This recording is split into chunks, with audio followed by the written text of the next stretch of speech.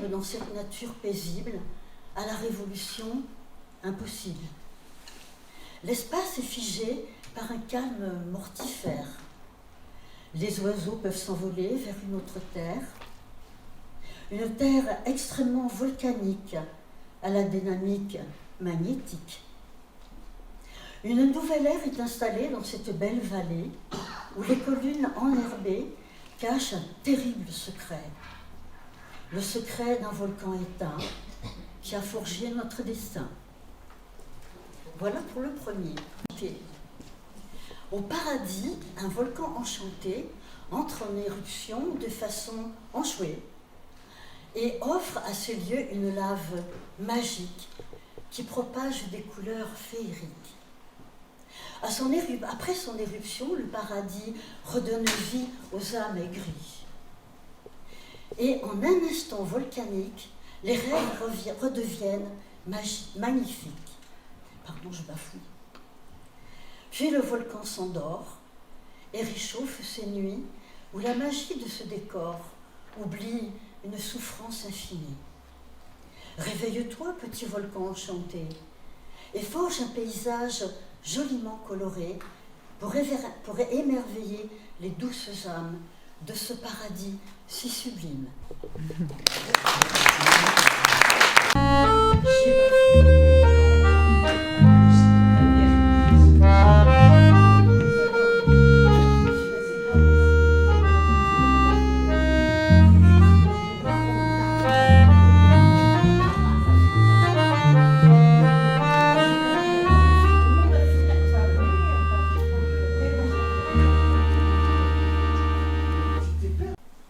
Tu ouvres les volets, toute la nuit vient à toi, ses laves, ses geysers, et se mêlant à eux, le tout de toi-même, tes chagrins, tes émois, que fait résonner une très ancienne berceuse. Nous avons bu tant de rosée en échange de notre sang, que la terre 100 fois brûlée nous sait bon gré d'être vivants. Là où dorment les morts et le lit sec d'un fleuve, où vivent les vivants, un vieux volcan éteint. L'été, enfin pluvieux, rendra-t-il à nos veuves leurs larmes et leur rire à nos orphelins? Nous ne te suivrons pas jusqu'au bout au chemin. Le soir nous tient auprès de feux couleurs de vigne. L'horizon des oiseaux migrateurs est trop loin. Vers l'ouest nous irons, où un lac a fait signe. À l'intérieur des murs et au dehors des haies, le printemps déchaîné ne nous protège plus. Au fin fond de la terre en exil, nos mains nues font sortir de l'oubli toutes les roseraies. Au bout de la nuit, un seul éclairé nous attire encore vers son doux mystère. Les grillons chantant l'éternel été, quelque part, la vie vécue reste entière. Chant fumant que les pigeons abandonnent, nos mémoires enfuies font votre automne. Qu'un pan de mur blanc surgisse au loin, et la terre en nos songes vogue sans fin. Toute la neige à toi seul, prunus perçant la plancheur. Toute la terre en toi seul, jet de sang jaillit du cœur. La faim est notre lot, force-nous est d'endurer. La soif est notre lot, force nous est de durer. Nous avons côtoyé cette source sans âge, source de tout repos, source de toute vie. La soif de la vallée se mire en ton visage, sol du souvenir, nuage de l'oubli. Au bout de soif, une gorgée d'eau, toute mort est vide, désert, oasis. À l'apogée de l'été revient ce qui a été, tous les fruits hauts suspendus, toute la soif étanchée. Tous les raisins pour nous, à nous nectar, toute l'ivresse est en nous, à nous extase.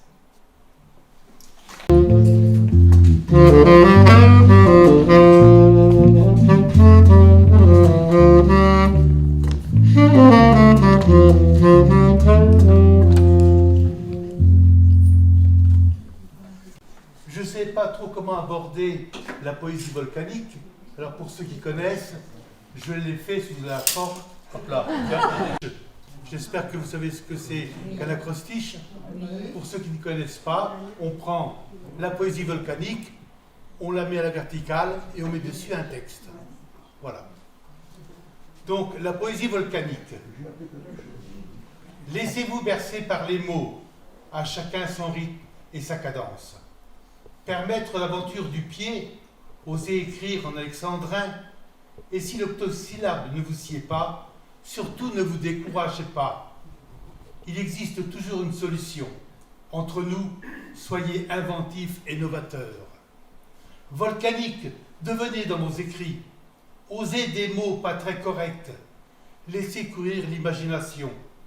Car du magma de vos écrits, ô combien explicites, nous serons conquis par l'irruption insolite de cette justesse que rien ne pourra contredire.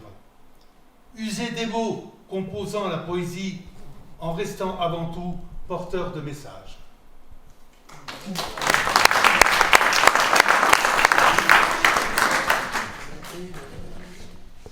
Et un deuxième que je vais vous lire.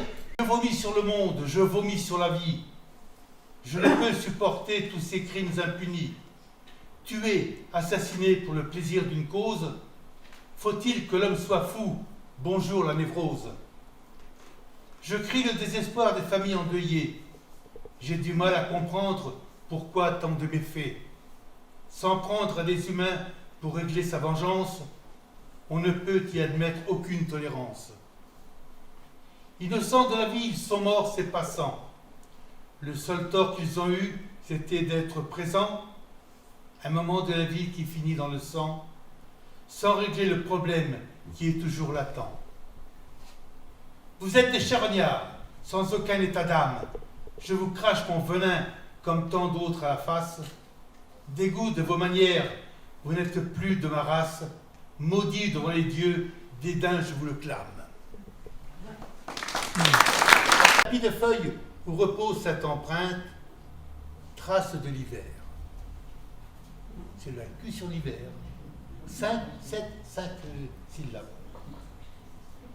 Corbeau esselé recherche pour compagnie une nuit d'été. Larmes de gelée qui au soleil s'évapore, il pleure l'automne. Et pour terminer, en mars s'achève sur une note fleurie au son du parfum. Je vous remercie.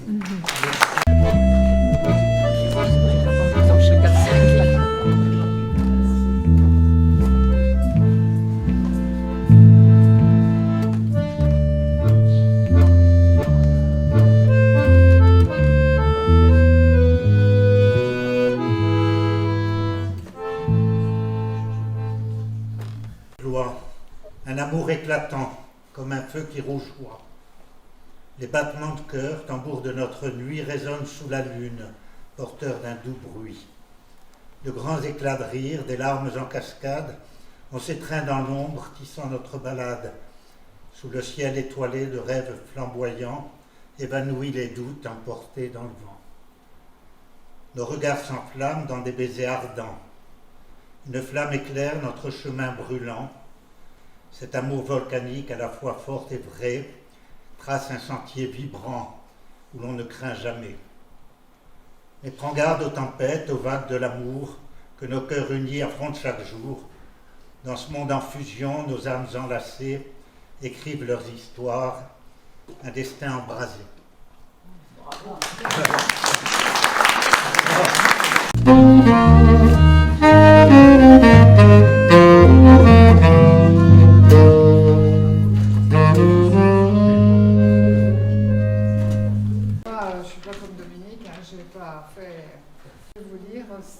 Ça s'appelle La fleur du volcan. Humble et chétive fleur, par le sort condamné, sur le flanc d'un volcan, pourquoi donc es-tu né? Qu'as-tu fait à ce sort dont l'injuste dédain te refusa l'enclos d'un rustique jardin?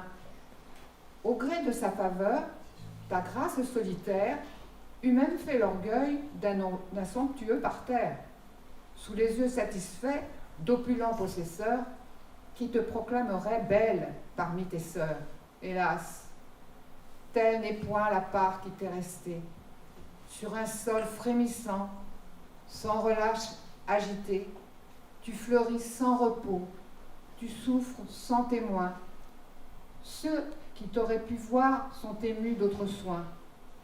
Qu'importe qu'à leurs pieds un doux parfum s'exhale, dans l'ombre et le secret de ta corolle pâle, qui, longtemps exposée à tous les vents du ciel, garde encore à l'abeille une goutte de miel.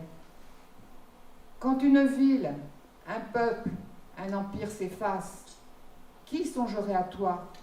Qui chercherait ta trace? Pauvre fleur oubliée, au sein des rocs déserts, où tu subis longtemps l'inclémence des airs. Voilà.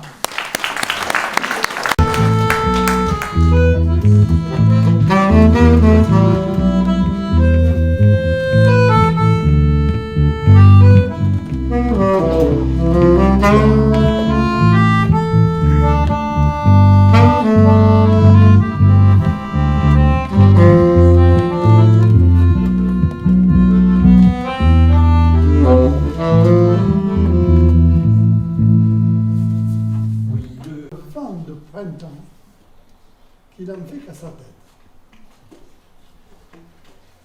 Le vent souffle où il veut. Vent de printemps, vent d'allégresse, capable de mettre la nature en liesse. Tu vas, tu viens, tu virevoltes, tu entres partout, désinvoltes. Le vent entra par la fenêtre, se retrouva dans la chambrette d'un étudiant très inquiet. Dame, les examens approchent. Mais, vu de près, notre bonhomme regardait du foot sans vergogne. En vidéo, évidemment, il ne pouvait pas faire autrement.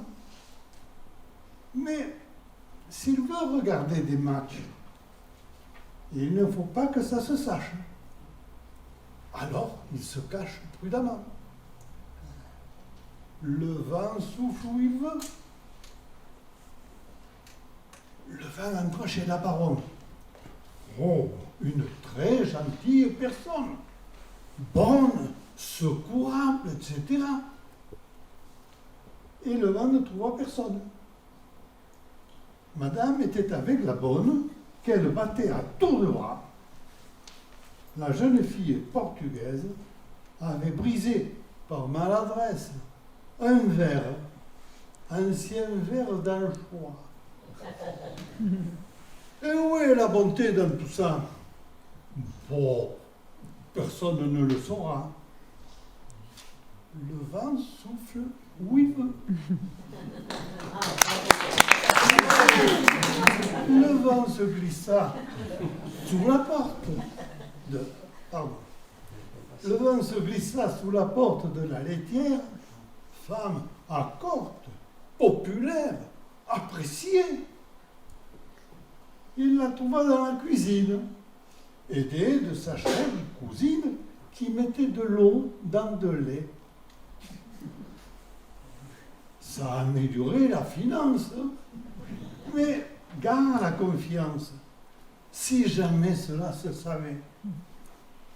Le vent souffle où il veut, mais il ne parle jamais. Par contre, le jour où il parlera, il aura des choses à dire.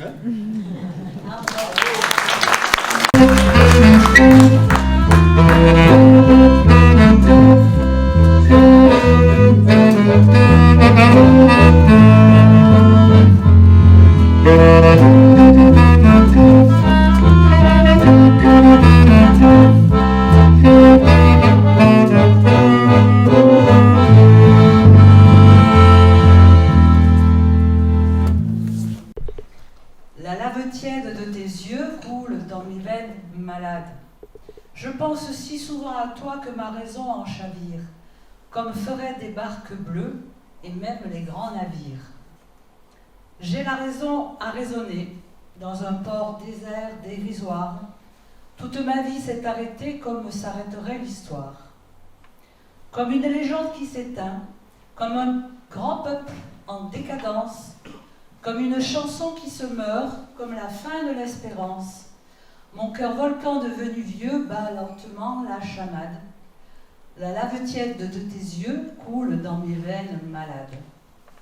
Comme une armée de vaincus, l'ensemble sombre de mes gestes fait un vaisseau du temps perdu dans la mer morte qui me reste. Mon cœur volcan devenu vieux bat lentement la chamade. La lave tiède de tes yeux coule dans mes veines malades. Comme une armée de vaincus, l'ensemble sombre de mes gestes fait un vaisseau du temps perdu dans la mer morte qui me reste.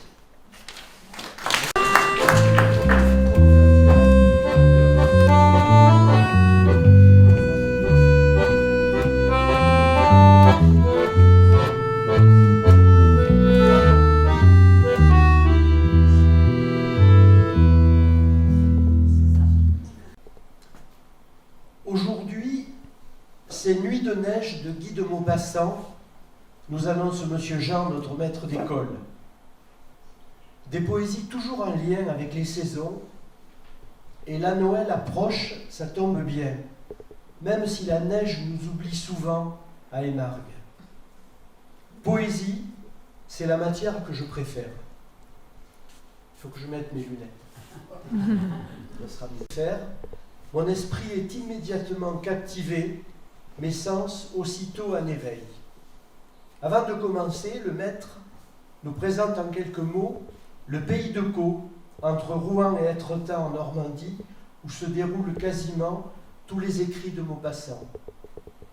Lorsqu'il nous lit le poème pour la première fois, avant de nous distribuer le texte, Monsieur Jean me fait penser au personnage du Spoons de Marcel Pagnol, tellement il s'applique, la bouche en cul de poule, un peu comme au théâtre où je ne suis jamais allé, mais dont M. Sidreau me parle si souvent. La grande plaine est blanche, immobile et sans voix. Je ferme les yeux pour écouter la suite. Pas un bruit, pas un son, toute vie est éteinte. Exalté par ces vers, je connais le silence que produit la neige d'une profondeur que seule connaît la campagne en hiver. Je sais la manière dont elle force les animaux et les gens à rester chez eux.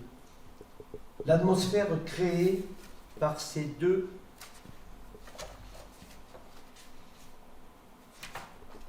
m'enveloppe et me transporte, même si mon univers à moi est davantage peuplé, irrigué par le Mistral et les cigales.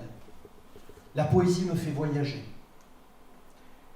Mais on entend parfois comme une morne plainte quelques chiens sans abri qui hurlent au coin d'un bois. Et Folco, 10 ans, nous dit « J'entends ces hurlements lointains et j'imagine avec tristesse Diane ou Bobby, les chiens du mas, en pareille situation. J'ai aussi froid, j'ai aussi peur quand un peu plus loin, le maître poursuit. La lune est large et pâle et semble se hâter. On dirait qu'elle a froid dans le grand ciel austère. De son large regard, elle parcourt la terre et voyant tout désert, s'empresse à nous quitter. Ému, l'âme gonflée par ses vers, j'ouvre les yeux un instant vers le poêle à bois et la bonne chaleur qu'il diffuse, juste le temps d'entrevoir le clin d'œil qu'il m'adresse. La poésie est pareille à un rêve. J'ai très vite fait mien le pouvoir des mots pour créer une atmosphère, installer un climat, instiller des émotions. Je leur dois ma passion pour les poèmes et pour les romans. À l'image de ce vers d'Apollinaire découvert il y a peu, mon vers s'est brisé comme un éclat de rire. Dans Chose du soir de Victor Hugo la semaine dernière, nous sommes toujours à la campagne, mais l'univers n'est pas le même. Le brouillard est froid, la bruyère est grise, les troupeaux de bœufs vont aux abreuvoirs, la lune sortant des nuages noirs semble une clarté qui vient par surprise. Je me glisse dans les mots pour mieux les ressentir les lieux, les odeurs, l'obscurité. Le soir à la maison, je répète, le brouillard est froid sur tous les tons pour rendre ce brouillard le plus juste possible. Grâce à cet exercice, je vois et j'entends les troupeaux de bœufs. Ils avancent lentement, le pas lourd, vers des abreuvoirs à peine visibles, tant la lumière est faible, tant la lumière est sale. Et malgré la chaleur de ma chambre, j'imagine sans peine ce chemin boueux, sombre et froid. Quel bonheur pour moi de lire et de relire ces vers, les assimiler pour ensuite les déclamer en classe, m'arrêter sur le mot froid, le scander de manière glaciale, et suspendre la récitation pendant quelques secondes pour le rendre plus évocateur encore. Après avoir écouté quelques élèves, M. Jean finit toujours par me proposer de réciter la poésie du jour. Peut-être a-t-il remarqué mon bonheur à le faire. Tous les poèmes proposés par le maître trouvent grâce à mes yeux. J'ai une tendresse particulière pour le vieux bûcheron de La Fontaine, dans La mort et le bûcheron. Un pauvre bûcheron tout couvert de ramée, sous le fait du fagot, aussi bien que d'aisant, gémissant et courbé, marchait à pas pesant et tâchait de gagner sa chaumine enfumée. Éclairé sur le mot fait par mon dictionnaire Larousse, j'admire la façon dont La Fontaine dessine pour nous le fardeau de la vieillesse et du fagot qui oblige le vieux bûcheron à marcher l'échine courbée. Je lis dans cette poésie toute la misère et toute la solitude du monde. De ce vieillard à l'article de la mort et je pense troublé à mon grand-père, heureusement encore robuste. Autre poésie marquante, Le dormeur du Val d'Arthur Rimbaud, étudié au printemps dernier, m'a imprégné à tout jamais. Comment imaginer un jeune soldat mort dans une aussi belle nature? Pourquoi, alors que les hommes s'entretuent, le soleil continue-t-il à briller, les oiseaux à gazouiller, les rivières à friseler? La poésie me tourmente. Je me tourne enfin, et c'est la fin, vers un de mes poèmes préférés, Midi, de Lecomte de Lille. Midi, roi des étés, épandu sur la plaine, tombe en nappe d'argent des hauteurs du ciel bleu. Tout se tait. L'air flamboie et brûle sans haleine. La terre est assoupie en sa robe de feu. Ces vers sont nés pour moi.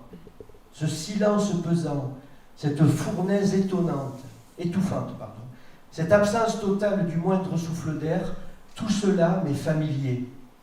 Il m'arrive très souvent en été, aux grandes dames de ma mère ou de ma grand-mère, de sortir dans les vignes à l'heure de la sieste pour marcher en plein soleil, respirer la canicule à grande goulée, voir danser au-dessus des vignes des ombres transparentes produites, m'a-t-on dit, par la forte chaleur. La poésie, c'est ma vie.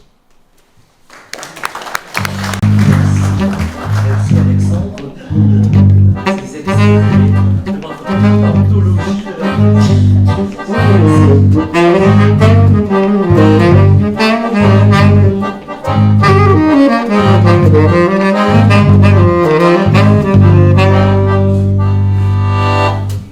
Quatre vers sortis des entrailles, le peuple chante sa peine. C'est une fenêtre ouverte sur l'âme de tout homme. L'auteur anonyme de la copla chante quand cela lui chante, se plaint quand il y a peine, il mêle souvent l'amour avec la mort, rarement avec la joie. Il donne son soupir au vent, et le vent le rapporte. De chaque copla sortent des motifs qui sont la vie, la transe de l'être, des motifs perpétuels. La femme et l'homme, l'amour, la haine, la pauvreté, la peine, la mort. Le chanteur engage dans ses amours profanes Dieu, Jésus et les saints. Et presque toujours, c'est triste, comme l'est souvent la condition humaine. La copla pousse en Andalousie. Oui, elle est l'une des principales expressions du canto flamenco.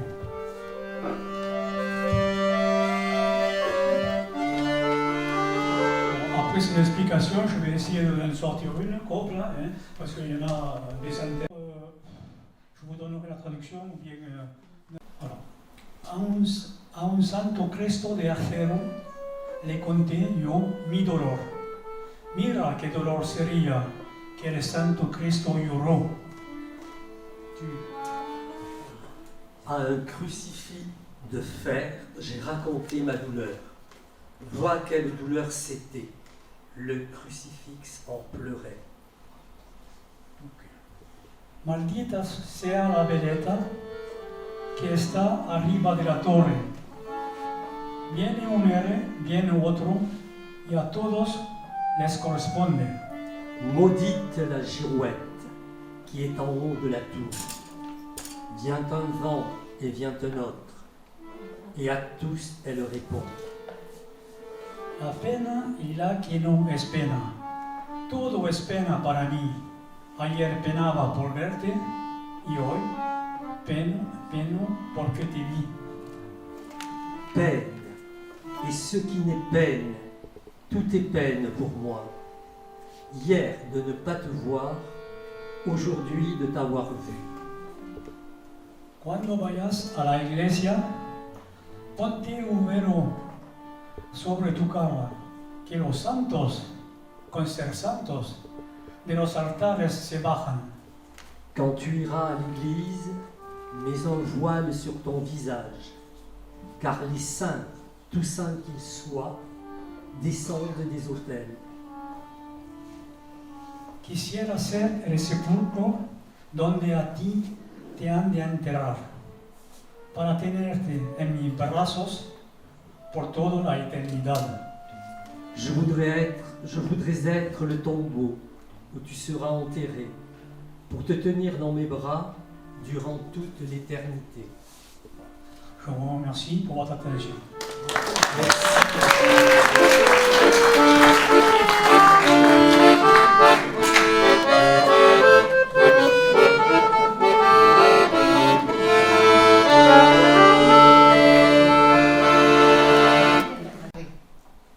Noirs, dans la neige et dans la brume, aux grands soupirails qui s'allument, leur queue en rond, à genoux, 5 petits. Misère, regarde le boulanger faire le lourd pain blond. Ils volent, ils voient le fort bras blanc qui tourne, la pâte grise, et qui l'enfourne dans un trou clair. Ils écoutent le bon pain cuire. Le boulanger au gras sourire chante un vieillard.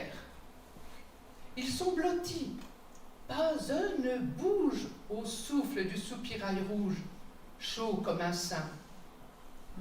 Et quand, pendant que minuit sonne, façonné, pétillant et jaune, on sort le pain.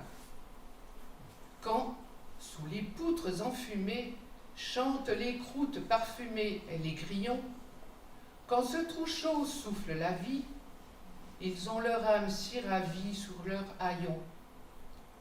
Ils se ressentent si bien vivre, les pauvres petits pleins de givre, qu'ils sont là tous, collant leurs petits museaux roses au grillage, chantant des choses entre les trous, mais bien bas comme une prière, repliés vers cette lumière du ciel rouvert, si fort qu'ils crèvent leurs culottes et que leur lange blanc tremblote au vent d'hiver.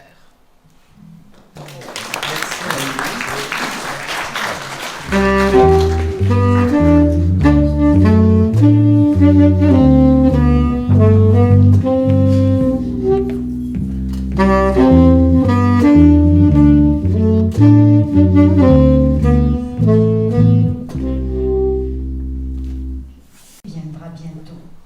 Il voit là-bas dans le lointain les neiges du Kilimandjaro. Elles te feront un blanc manteau où tu pourras dormir. Elles te feront un blanc manteau où tu pourras dormir, dormir, dormir. Et dans ses rêves, il se souvient. Il était petit garçon. En sautillant sur le chemin, il s'en retourna à la maison. Elles te feront un blanc manteau où tu pourras dormir. Elles te feront un blanc manteau où tu pourras dormir, dormir, dormir. Dans un délire, il lui revient la fille qu'il aimait. Il s'en allait, main dans la main. Il la revoit quand elle riait. Elles te feront un blanc manteau où tu pourras dormir. Elles te feront un blanc manteau où tu pourras dormir, dormir, dormir. Voilà sans doute à quoi il pense. Il va mourir bientôt. Elles n'ont jamais été si blanches, les neiges du Kilimandjaro. Elles te feront un blanc manteau où tu pourras dormir. Elles te feront un blanc manteau où tu pourras dormir, dormir, dormir.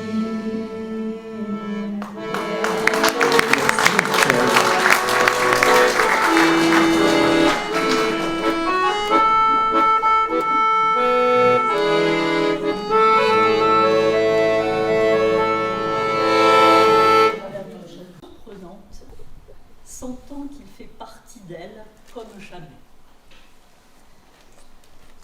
Alors je vais vous le lire en italien, puis je donnerai la traduction ensuite. Dalla prua della barca, guardone arrappato, godo dell'amplesso. La calda montagna, totalmente innamorata del suo mare, en cima impasita. Lui le cinge le caviglie, lei, eccitata, risponde con baci di fuoco, lecandolo avida con le sue lunghe lingue incandescenti. Cascate di calde carezze invadono l'azzurra pelle. Le mie mani frenetiche percorrono i sensi e brividi interminabili accompagnano la straordinaria fortuna d'essere spettatore d'un si totale atto d'amour. Alors la traduction en français, donc de la proue du bateau, en voyeur excité, je me réjouis de cette étreinte. La montagne chaude, entièrement amoureuse de sa mère, haletante de folie. Il lui entoure les chevilles de ses bras. Elle, avec enthousiasme, répond avec des baisers fougueux, en le léchant goulûment de ses longues langues incandescentes. Des cascades de caresses brûlantes submergent la peau bleue. Mes mains frénétiques parcourent mes sens et des frissons sans fin accompagnent la chance extraordinaire d'être le spectateur d'un acte d'amour aussi total.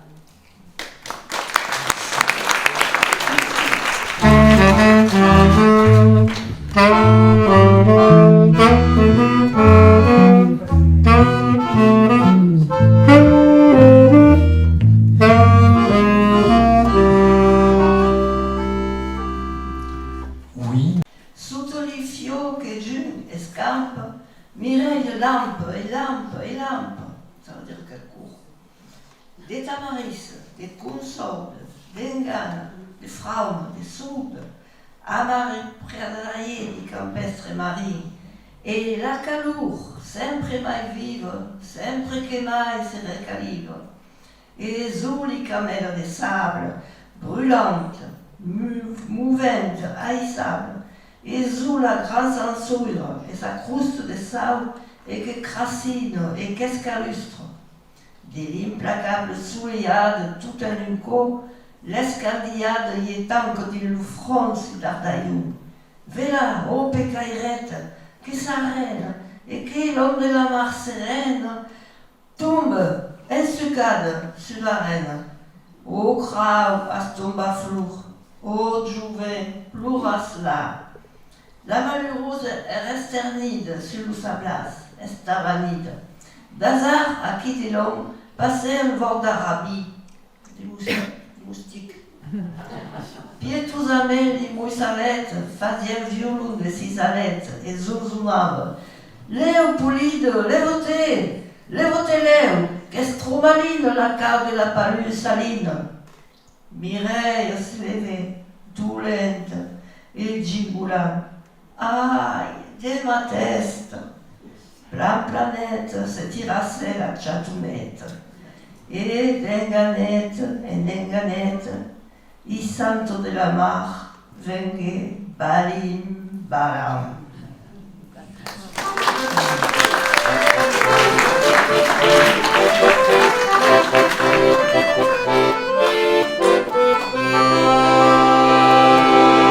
Bravo, arrojando vapor, piedra incandescente o ceniza, cuando sufren desequilibrio las fuerzas sociales. El día 20 se vio el error de diciembre de 94. Hubo devaluación monetaria. El peso flotó en el mercado cambiario. Y el día 21 la montaña se observó despierta. 65.000 personas fueron desalojadas de su territorio. Y el 13 de diciembre de 2001 se declaró presidente a Jorge Walker Bush. Fox lo felicitó por su triunfo el 14. Y debido a la gran actividad sísmica, se desalojó a más de 32.000 personas de la zona donde el Popocatépetl hizo erupción el día 18. Las dos manifestaciones fueron coincidencia. El Popocatépetl es montaña, cono de nieve de la Anahuac, garganta, cuando se encuentra inquieta esta tierra. Es una métaphore. C'est une métaphore. Et en réalité, ce Popocatépetl qu'on appelle la colline qui fume, eh bien, a eu un réveil en 1994, pile au moment où le président de l'époque déclare comment ça s'appelle, du peso mexicain, et c'est une catastrophe économique. Et après, en janvier 2001, on connaît les relations entre le Mexique et les États-Unis. Je ne sais pas si vous connaissez ce proverbe, enfin c'est devenu un proverbe qui dit « Loin de Dieu, proche de l'Amérique, malheur au... » Non, « Pobre México, tan lejos de Dios y tan cerca de Estados Unidos. » Pauvre Mexique, si loin de Dieu et si proche des États-Unis. Donc voilà, on a nommé Bush président en 2001 et pouf, le Popocatépetl explose. Alors j'ai fait une tentative de traduction. Je demande pardon à Mario Calderón, qui n'est pas du tout, que je ne connaissais pas, que je ne connais pas, et à qui je n'ai pas demandé l'autorisation de traduire, donc n'allez pas me trahir. Et le Popocatépetl est le cœur de la nation mexicaine. On le voit enneiger quand le progrès est là. Et il devient volcan, exhalant de la vapeur, de la lave incandescente ou des cendres quand les forces sociales pâtissent d'un déséquilibre. Le 20, on a vu l'erreur de décembre 1994. Il y eut une dévaluation monétaire, le peso flotta sur le marché d'échange et le 21, on observa la montagne réveillée. 75 000 personnes furent délogées de leurs terres. Et le 13 décembre 2001, George Walker Bush fut déclaré président. Fox le félicita de son triomphe le 14. Et en raison de la grande activité sismique, on évacua plus de 32 000 personnes de la zone où le Popocatépetl était entré en éruption le 18. Les deux événements relèvent-ils d'une coïncidence? Avec son pic de neige, l'Anahuac, le Popocatépetl est une montagne ou volcan, quand cette terre est agitée et inquiète. Merci.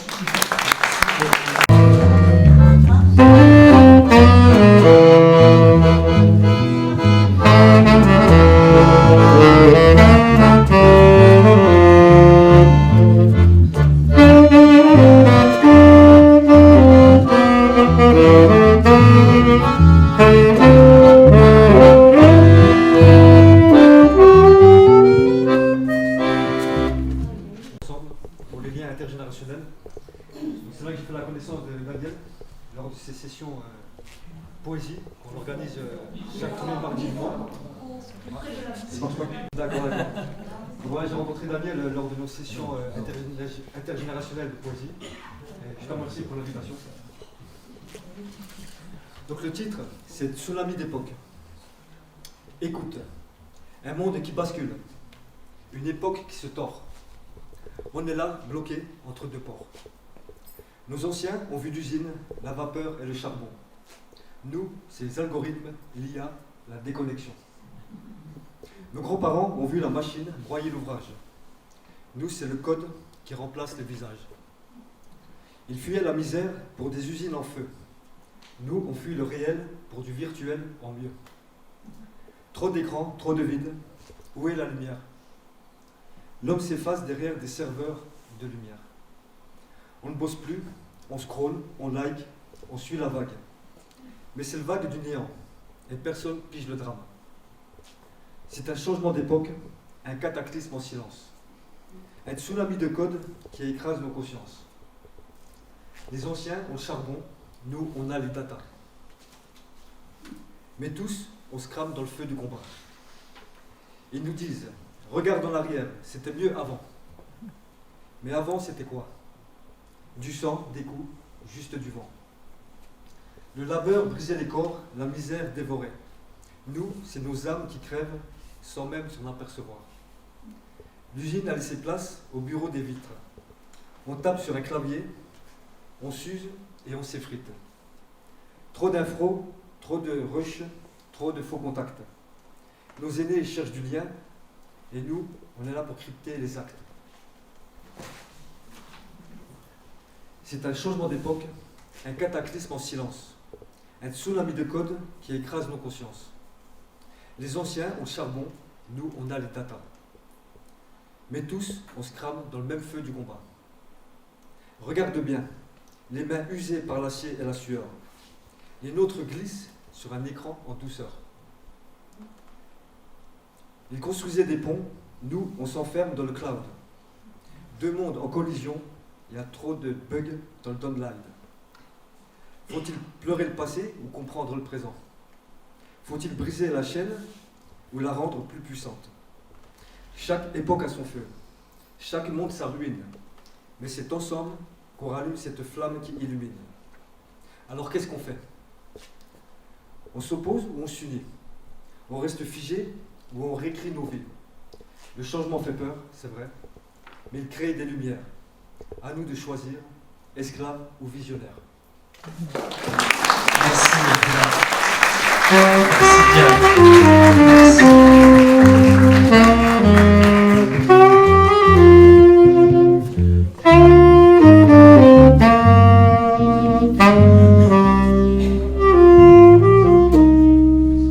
Au parc, les promeneurs pressent le pas. Le soleil glisse un peu de chaleur entre les nuages d'acier. La neige ne fondra pas encore, elle colle sous les pas. Les arbres nus tremblent, les oiseaux sont partis avant la poudrière de février. Mars avance et menace le peuple, il avance ses chars. Il bombarde, s'approche des centrales, tire sur les bases en frontière. Le temps s'accélère et se fige sous l'engrenage de la peur. Les frappes sans pitié apportent la désolation. Punition lente, progression d'un encerclement apocalyptique. Des files humaines accablées veulent échapper à l'ignominie. Prison tenaille, volontaires, combattants, luttent jour après jour pour la liberté, jusqu'à vaincre ou périr. Escalade de la douleur. Sans connaître votre langue, nous comprenons tout. Notre impuissance nous afflige. Tenez haut, fierté, honneur, résistance et courage.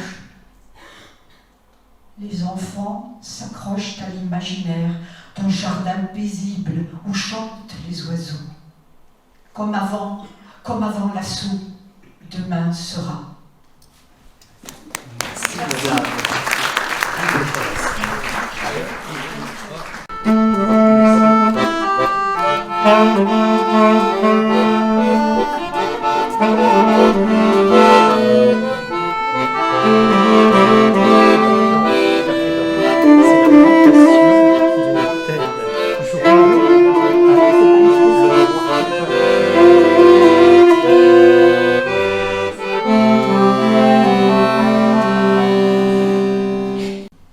Le rive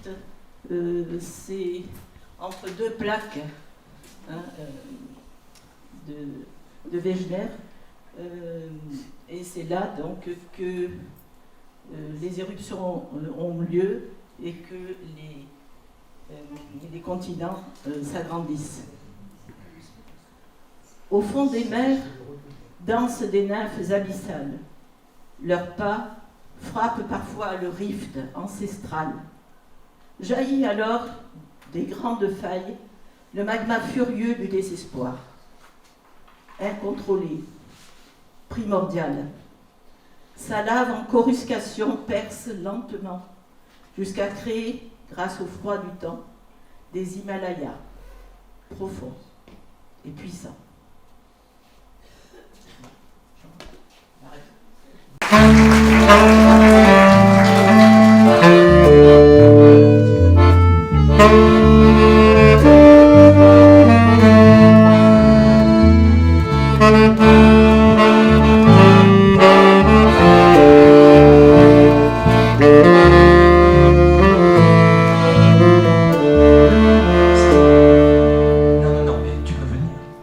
Prenez garde aux choses que vous dites.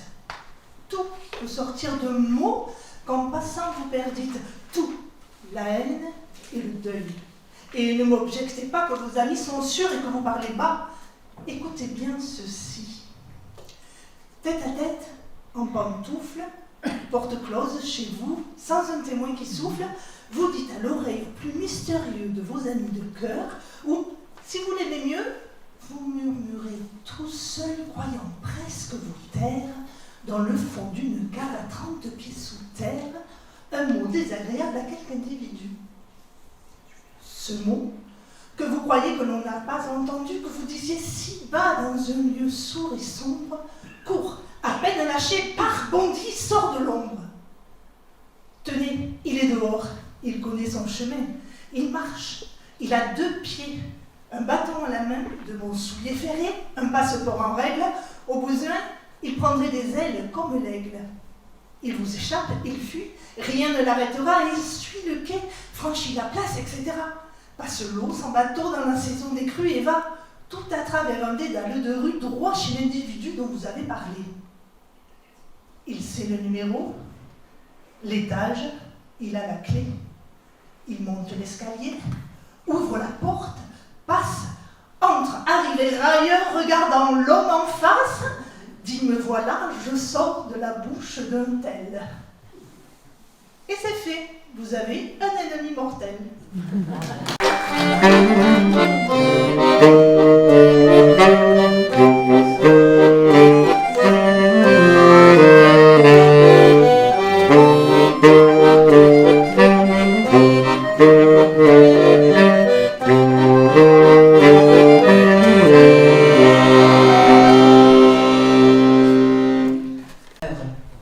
Il y a des volcans qui demeurent. Il y a des volcans qui ne sont là que pour le vent.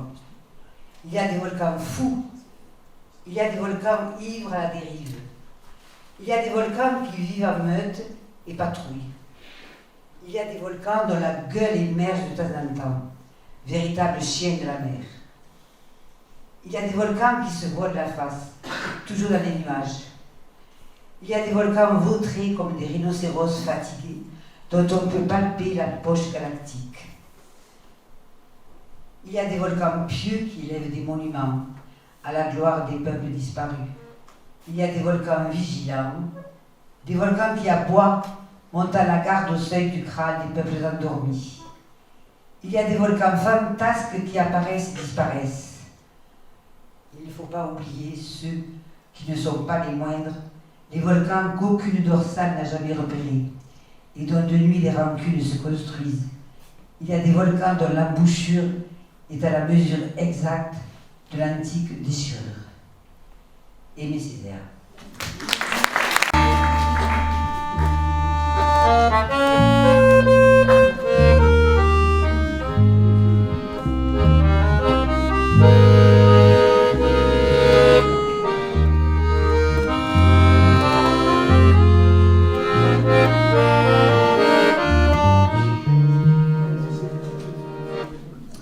Apparaît tout rouge au bord, Naples s'émeut. Pleurante Elle accourt, elle étreint la terre convulsive. Elle demande grâce au volcan courroucé. Point de grâce. Un long jet de cendres et de fumée grandit incessamment sur la cime enflammée, comme un coup de vautour hors de l'air dressé. Soudain un éclair luit, hors du cratère immense, la sombre éruption bondit comme en démence. Adieu le fronton grec et le temple toscan. La flamme des vaisseaux empourpre la voilure. La lave se répand comme une chevelure sur les épaules du volcan. Elle vient, cette lave profonde qui féconde les champs et fait des ports dans l'onde. Plage, mer, archipel, tout tressaille à la fois. Les flots roulent vermeils, fumants, inexorables, et Naples et ses palais tremblent plus misérables qu'au souffle de l'orage une feuille de bois. Chaos prodigieux, la cendre emplit les rues, la terre revomit les maisons disparues. Chaque toit éperdu se heurte au toit voisin. La mer bout dans le golfe et la plaine s'embrase. Et les clochers géants, chancelant sur leur base, sonnent d'eux-mêmes le tocsin. Mais c'est Dieu qui le veut. Tout en brûlant des villes, en comblant les vallons, en effaçant les îles, en charriant les tours sur son flot en courroux, tout en bouleversant les ondes et la terre, toujours Vésuve épargne en son propre cratère l'humble ermitage où prie un vieux prêtre à genoux. Probare. Oui, je vais essayer. Avant, juste 2 mots sur le texte. Le texte m'a parlé. En gros, en très gros, quand tout va très, très, très mal, qu'on se sent mal, continuez à prendre soin de soi, à se faire belle. Pour soi, pour les autres. C'est un signe de résistance et donc de courage. Ici, gravité et dérision se côtoient. Mais à vous de juger. Le monde est une apocalypse. Que reste-t-il de nos espoirs quand toutes les valeurs s'éclipsent? On s'habille en noir. On s'habille en noir. Il nous reste cette élégance. Maquillons notre désespoir. Et sur un volcan, si l'on danse, dansons en vêtements du soir. Comment s'habiller? Être à la mode. Pour aller danser, c'est pas commode, car sur un volcan, il faut rester chic. C'est important. Toi qui entends tomber la foudre, que reste-t-il de nos étés? Toi qui entends parler la poudre, mets-en sur ton nez. Mets-en sur ton nez. Quand les fureurs de toutes sortes bouclent les portes du bonheur, prends sur toi. Il faut que tu sortes. Déguise vaillamment ta peur. Comment s'habiller? Être à la page du rouge et du noir. Faire un mariage. Car sur un volcan, il faut rester chic. C'est important. Prisonnière, gratte un peu le plâtre dans ton cachot. de la muraille, ça donne un joli ton bleuâtre. Pourvu que ça taille, pourvu que ça taille. Frivolité, pauvre déesse, dont on a tellement médit. Tu es la seule qui nous reste. Tu es le courage aujourd'hui. Oui, tu es la seule qui nous reste. Tu es le courage aujourd'hui.